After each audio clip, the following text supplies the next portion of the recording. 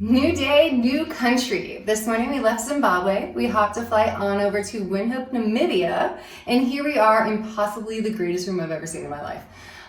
First we have our very own kitchenette with the greatest refrigerator I have ever seen. It will not be here when we leave. Over here you'll notice we have beautiful seating area, our very own dining room, and you'll notice one thing is missing, the bed, because we have an incredible loft. Had no idea this is what the room was going to be like. We opened the door and it was just jaw-droppingly beautiful. Coming up this beautiful spiral staircase, you can see our fantastic bedroom. Right over here, I love this door. Go into the bathroom.